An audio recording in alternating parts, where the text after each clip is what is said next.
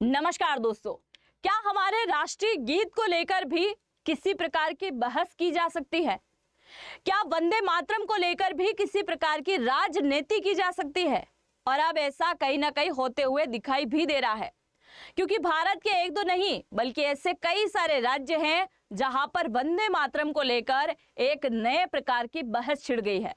कुछ लोगों का कहना है कि वंदे मातरम अब पूरा गाना पड़ेगा, और कुछ लोगों का कहना है कि हम वंदे मातरम गा ही नहीं सकते, क्योंकि अगर हमने गा दिया तो हमारे धर्म का अपमान हो जाएगा। वहीं कुछ बीजेपी लीडर्स के द्वारा यह तक कहा जा रहा है कि अगर तुम्हें वंदे मातरम गाने में इतनी ही ज्यादा शर्म आ रही है तो तुम्हें तो भारत में रहने का भी कोई अधिकार नहीं है, तुम्हें भारत छोड़ के पाकिस्तान चले जाना चाहिए। और जैसे इस प्रकार की बातें की गई, भारत के अलग अलग राज्यों में यह मुद्दा उठने लगा और आज सोशल मीडिया पर चर्चा का विषय बन गया। आप सभी जानते हैं कि भारत में हर समय में कुछ न कुछ मुद्दे उठ के आ जाते हैं।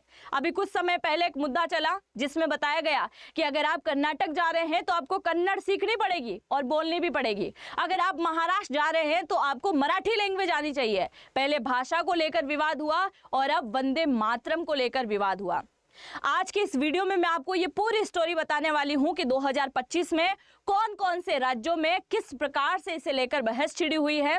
और इसके साथ ही ये विवाद कोई नया नहीं है, क्योंकि कई वर्षों से इसे लेकर जंग छिड़ी हुई है और इसी वजह से आज भी वंदे मातरम को पूरी तरीके से नहीं गाया जाता है और इसे पूरा ना गाकर कहीं ना कहीं इसका अपमान भी है। तो आइए जानते हैं क्या है इसे लेकर बहस। शुरुआत करते हैं आज की इस वीडियो की। मेरा नाम है अंजलि और मैं आप सभी का स्वागत करती हूं एग्जाम नारी के यूट्यूब प्लेटफॉर्म पर। सबसे पहले आप जरा यहाँ पर देखिए वंदे मातरम। अगर हम बात वंदे मातरम की करें तो 1870 के दशक में बंकिम चंद्र चट्टोपाध्याय जी के द्वारा इसे लिखकर रेडी किया गया। पर इसे लिखना जब इन्होंने लिखा है तो उसके अंदर कुछ पंक्तियां डाली थी जो दर्शाती है हमारे मातृभूमि के प्रेम को। पर वहां मातृभूमि के बजाय उन्हें कंपेयर किया जाने लगा हिंदू देवी जिसे माँ दुर्गा कहते हैं, और इसके साथ में कंपेयर करने की वजह से कई सारे ऐसे धर्म हैं जिन्हें बहुत ज्यादा इसका विरोध करना सूझ गया उस समय भी जब इसे लिखा गया था। आखिरकार समय बीता और समय बीतने के साथ साथ मुस्लिम धर्म को कहीं असुविधा ना हो जाए, इस वजह से पूरे भारत के अंदर आज भी पूरे वंदे मातरम को न गाकर केवल ये लाइनें गाने के लिए अनिवार्य कर दिया गया था। और अनिवार्य भी ऐसा नहीं कि आज भारत के हर एक बच्चे को जैसे राष्ट्रगान आता हो वैसे वंदे मातरम आता हो, ऐसी पॉसिबिलिटी नहीं है। अब यह विवाद बहुत ज्यादा तेजी से बढ़ना शुरू हो गया था 1905 के दशक में, क्योंकि 1905 के दशक में जब बंगाल विभाजन हुआ तो बंगाल विभाजन के समय एक नारा दिया गया था।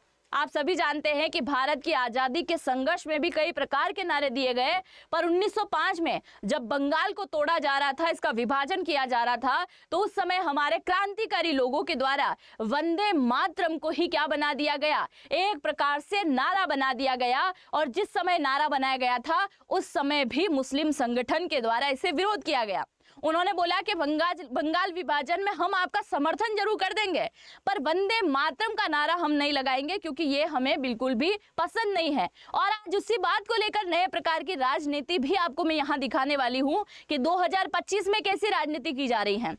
अब आप देखिए बंगाल विभाजन की ये भयावह तस्वीर, जो कि लाखों लोगों का जीवन पलायन यहाँ पर हो गया।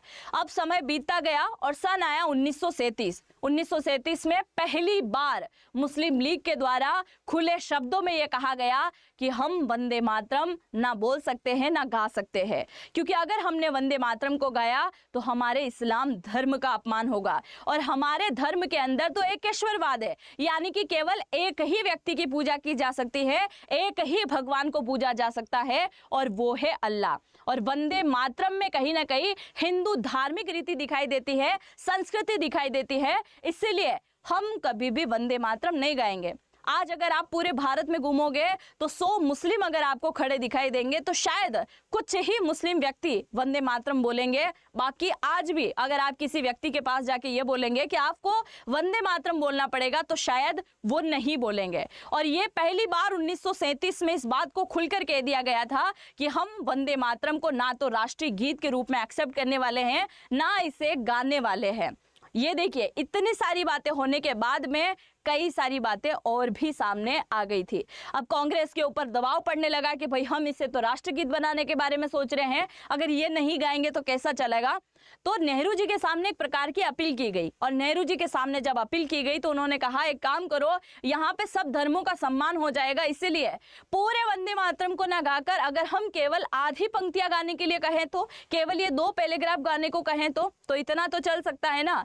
तो नेहरू जी के कहने पर बाद में क्या कर दिया गया, केवल और केवल 2 पंक्तियां, केवल 2 पैराग्राफ जो है वंदे मातरम में गाए जाने लगी, और बाकी जितनी भी पंक्तियां थी उन्हें पूरी तरीके से स्किप कर दिया गया, क्योंकि वहां मातृभूमि को देवी दुर्गा के साथ में रिलेट करता दिखाई दे रहा था। अब ये देखिए, धार्मिक तरह से एक प्रकार से हम बोल सकते हैं कि राजनीति यहाँ पर शुरू हो गई।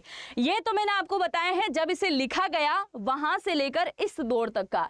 आज की अगर हम बात करें तो आज किस प्रकार से इसके ऊपर राजनीति की जा रही है उसके बारे में चर्चा करते हैं 2025 के अंदर। अब हुआ क्या है, वंदे मातरम की अभी 150वीं सालगिरह है, 150वीं वर्षगांठ हम बोल सकते हैं कि इसे लिखे हुए पूरे 150 साल कंप्लीट हो गए। और इसी के चलते भारतीय सरकार के द्वारा जितने भी भारत के अंदर स्कूल हैं, कॉलेज हैं, उन सब के अंदर एक निर्देश जारी किया गया कि आज यानी कि 7 नवंबर को 150 साल 150 साल पूरे कंप्लीट हो रहे हैं हमारे राष्ट्रीय गीत को लेकर, वंदे मातरम को लेकर। तो आज हर एक स्कूल के अंदर यानी कि 7 नवंबर के दिन हर एक स्कूल के अंदर, हर एक कॉलेज के अंदर वंदे मातरम को गाया जाए, वो भी आधा अधूरा नहीं बल्कि पूरी तरीके से इसे गाया जाए। और जैसे ही पूरी तरीके से गाने की बात की गई तो भारत के ऐसे सारे के सारे राज्य हैं जहां पर इस प्रकार के निर्देश दे दिए गए कि आज 7 नवंबर है, इसलिए वंदे मातरम को पूरा गाना पड़ेगा, ये हमारा क्या है, राष्ट्रीय गीत है। जैसे गाने की बात आई तो सबसे पहले ये विवाद उठना शुरू हुआ महाराष्ट्र से। महाराष्ट्र के एक स्कूल से ये विवाद उठा है। कहां कहां ये विवाद हो रहे हैं मैं आपको यहां पर बता दूं। सबसे पहले विवाद शुरू हुआ महाराष्ट्र से। जैसे महाराष्ट्र का विवाद सोशल मीडिया पर आया तो महाराष्ट्र के बाद में विवाद शुरू हुआ जम्मू कश्मीर के अंदर, वहां के बाद का विवाद आया राजस्थान के अंदर, राजस्थान के बाद का विवाद कहां पर पहुंच गया, दिल्ली के अंदर पहुंचा, फिर उत्तर प्रदेश के अंदर गया, फिर कर्नाटक के साथ, तमिलनाडु के साथ और कई सारे राज्यों के साथ में ये फैलता ही गया। अब महाराष्ट्र में किस प्रकार से इसे लेकर एक बवाल उठा उसके बारे में हम चर्चा करते हैं। ये आपको मैप दिखाई दे रहा है, ये है महाराष्ट्र का मैप। और महाराष्ट्र के एक स्कूल के अंदर सुबह सुबह निर्देश दिए गए 7 नवंबर को। क्या कहा कि आज वंदे मातरम को पूरा गाना है क्योंकि आज इसकी वर्षगांठ है। ठीक है भाई, जैसे निर्देश दिया गया तो स्कूल के अंदर कई प्रकार के धर्म के बच्चे पढ़ते हैं, चाहे इस्लाम धर्म के हो, ईसाई धर्म के हो, सिख के हो, जैन के हो, हिंदू हो, अलग अलग कई प्रकार के धर्म के व्यक्ति यहाँ पर पढ़ाई करने के लिए आते हैं। तो उसी प्रकार से बातें जैसे ही एसपी नेता अबू आजमी के कानों तक जा पहुंची तो इनके द्वारा कहा गया कि महाराष्ट्र का स्कूल या फिर महाराष्ट्र की सरकार या फिर दिल्ली सरकार यानी कि केंद्र में बैठी हुई सरकार किसी को मजबूर नहीं कर सकती है कि आपको वंदे मातरम गाना ही पड़ेगा, और हम वंदे मातरम नहीं गाएंगे ना हम यहां पर सरकार की इस बात को हमारे ऊपर थोपने देंगे।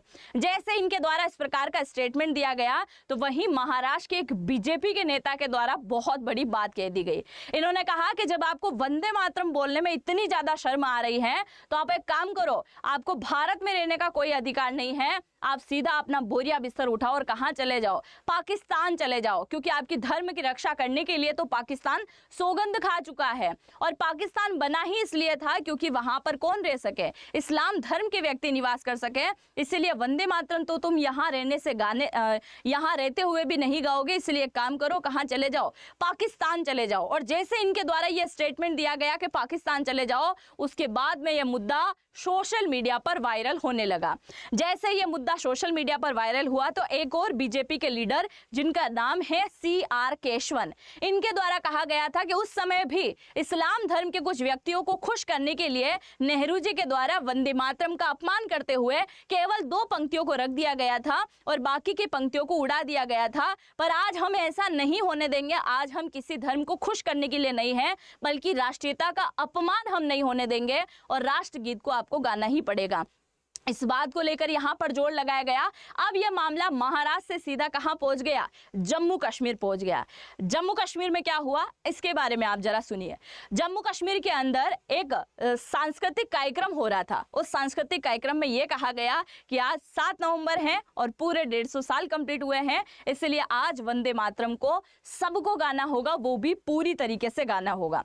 जैसे ही गाने की बात की गई तो वहां पर इस्लाम धर्म के बच्चे भी पढ़ रहे थे और उसी के चलते MMU मजलिस ए उलेमा के द्वारा कहा गया कि वंदे मातरम का सीधा सा अर्थ है देवीय तत्व। क्या कहा गया, वंदे मातरम का सीधा सा अर्थ है देवीय तत्व, और ऐसे देवीय तत्व का नाम लेना सीधे तरीके से इस्लाम का अपमान यहां पर दिखाई देता है और ये हिंदूवादी धारणाएं हमारे ऊपर ना सौंपे, इसलिए हम इसे नहीं गाएंगे।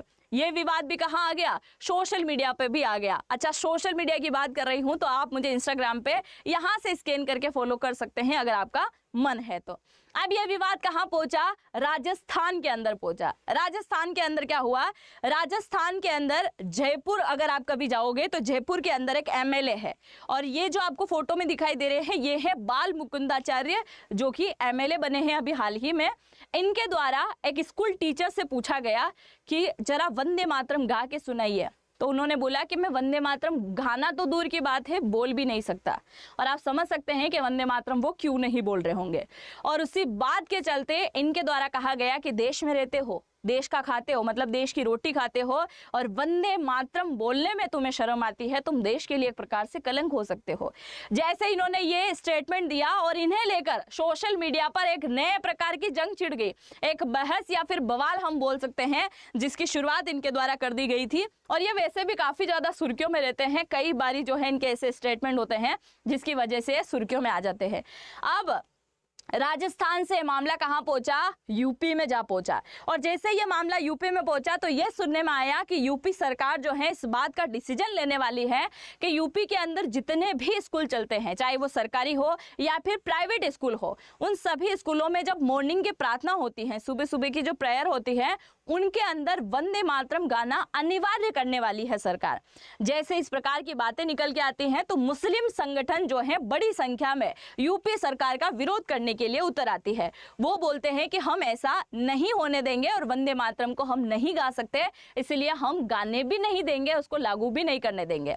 उसका जवाब दिया है यूपी सरकार ने, यानी कि योगी आदित्यनाथ की तरफ से जवाब दिया गया था कि वंदे मातरम एक प्रकार से देशभक्ति गीत है, उसमें बताया जाता है मातृभूमि के बारे में, ना कि किसी धर्म के बारे में। इसलिए वंदे मातरम देशभक्ति है, धार्मिक अनुष्ठान नहीं है। इसे लेकर किसी प्रकार की राजनीतिक बहस करने की भी जरूरत नहीं है, ना इसे सोशल मीडिया पर भी बहस करने की जरूरत है। इस प्रकार का स्टेटमेंट इन्होंने दिया। आगे देखने वाली बात यह होगी क्या ये हर एक स्कूल के अंदर अनिवार्य होगा या नहीं होगा, ये भी देखने वाली बात होगी, है कि नहीं। अब यूपी से यह मामला कहां पहुंचा, दिल्ली की तरफ पहुंचा। और जैसे यह मामला दिल्ली की तरफ गया तो दिल्ली के कॉलेज के अंदर ABVP यानी कि अखिल भारतीय विद्यार्थी परिषद की तरफ से एक कार्यक्रम रखा गया कि हमारे राष्ट्रीय गीत को आज पूरे 150 साल कंप्लीट हुए हैं और इसी वजह से आज एक रंगारंग कार्यक्रम यहाँ पर होने वाला है और सबको वंदे मातरम गाना है। उससे लेकर भी यहाँ पर एक नए प्रकार की बहस छिड़ गई। हालांकि ये बहस यहाँ ज्यादा लंबी तरीके से नहीं हुई थी। यह मामला आगे बढ़ते हुए दिल्ली से कहां पहुंचा, कर्नाटक की तरफ पहुंचा। और कर्नाटक की सरकार के द्वारा कहा गया कि गाने को मजबूर नहीं कर सकते हैं, गाना नहीं गाना वो हमारे हक में है कि हम गाएंगे या नहीं गाएंगे, सरकार जबरदस्ती हमारे ऊपर नहीं थोप सकती। अच्छा, मुझे जरूर बताइएगा इसके बारे में कि अगर राष्ट्रगान है, राष्ट्रगान मतलब पूरे देश का राष्ट्रीय गान है, उससे गाना अनिवार्य है ना, तो फिर राष्ट्रीय गीत को गाना अनिवार्य करने में क्या दिक्कत है। और अगर इससे गाने के लिए कहा जा रहा है तो पूरा गाना नहीं गाना, क्या इसमें एक लोकतांत्रिक देश का कोई शब्द यूज करने की जरूरत आती है क्या?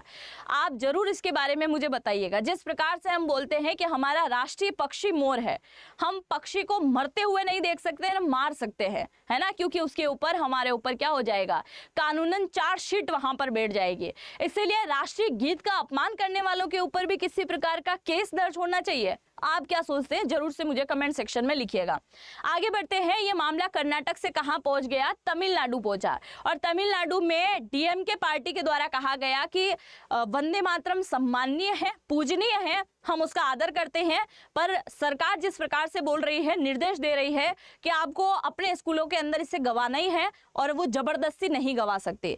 बात यहाँ पर ये आती है कि उस समय देश में इस प्रकार का अनाउंस नहीं किया गया था कि आपको हमेशा के लिए वंदे मातरम गाना है, बल्कि देश में इस बात को लेकर अनाउंस किया गया था केंद्र सरकार की तरफ से कि भाई 150वीं वर्षगांठ है, इसीलिए इसे गाना चाहिए, इसे याद करने के लिए गाना चाहिए, क्योंकि हमारे देश का राष्ट्रीय गीत है। पर उस समय सरकार ने यह नहीं बोला था कि पूरी तरीके से अनिवार्य है। अब ये डीएमके की पार्टी के जो तमिलनाडु के एमके स्टालिन हैं, इनके द्वारा कह दिया गया था कि हम इसका सम्मान करते हैं, पर जैसे हमारे ऊपर हिंदी थोपने की कोशिश की गई थी उस प्रकार से इसे थोपना बंद कीजिए। ये बीजेपी की एक प्रकार से राजनीति है, इनके द्वारा कहा गया। अब इतने सारे स्टेट का जानने के बाद में सबसे ज्यादा शॉक्ड मुझे तब लगा जब मैंने बंगाल के बारे में पढ़ा। आप जरा सुनिएगा। पश्चिम बंगाल की अगर हम बात करें तो वो वही स्थान है जहां से हमारे लिए राष्ट्रीय गीत बना, राष्ट्रीय गीत लिखा बंकिम चंद्र चट्टोपाध्याय जी के द्वारा। यहाँ पर पश्चिम बंगाल की मुख्यमंत्री ममता दीदी ये कहती हैं कि ठीक है, वंदे मातरम बंगाल की धरोहर है, हम इसे मानते हैं, पर हम इसे गा नहीं सकते, क्योंकि आज की स्थिति बंगाल की बड़ी अलग है। मेरा मानना तो यह है कि वंदे मातरम गाने की बजाय क्या गाना चाहिए, यहाँ पर गाना चाहिए बांग्लार माटी, जिसका अर्थ होता है बंगाल पूरी तरीके से जल गया। समझ रहे हैं ना, माटी माटी हो गया है, जल गया है पूरी तरीके से, बंगाल जल गया है, ऐसा अब लोगों को दिखाना चाहिए, गाना चाहिए। इसीलिए हम इसे बंगाल के अंदर किसी तरीके से लागू नहीं होने देंगे, ना गाने वाले हैं। अब बात ये भी आती है कि आपने यहाँ पर एमपी का नाम नहीं लिया, गुजरात का नाम नहीं लिया, तो एमपी, गुजरात, हरियाणा, इन सभी राज्यों से ऐसे किसी प्रकार के मामले यहाँ पर देखने को नहीं मिले हैं, ना बिहार से किसी प्रकार का यह मामला देखने को मिला है। अदर ऐसे कई सारे स्टेट हैं जहाँ से भी ये मामले देखने को नहीं मिले हैं, पर जिन जिन राज्यों में ये मामले देखने को मिले हैं मैंने आपको यहाँ पर बता दिया है। क्या आपके आसपास भी ऐसे कोई राज्य हैं या ऐसा कोई क्षेत्र है जहाँ आपने देखा है कि वंदे मातरम को लेकर बहस हुई है? मुझे जरूर से कमेंट सेक्शन में लिखिएगा। और क्या वंदे मातरम जो हमारा राष्ट्रीय गीत है उसे गाने को लेकर जिस प्रकार से अपमान किया जा रहा है, वो अपमान अब पूरी तरीके से बंद होना चाहिए? क्या अभी तक केवल 2 पंक्तियां गाई जा रही थी, क्या अब इन सभी पंक्तियों को अनिवार्य रूप से लागू करना चाहिए, या यहाँ पर बीजेपी किसी प्रकार की राजनीति कर रही है? आप जो भी सोचते हैं अपनी राय को जरूर से कमेंट सेक्शन में लिखिएगा। चैनल पे अगर पहली बार विजिट किया है तो सब्सक्राइब करना बिल्कुल भी मत भूलिएगा। हम मिलते हैं नेक्स्ट वीडियो में, तब तक के लिए जय हिंद, जय भारत।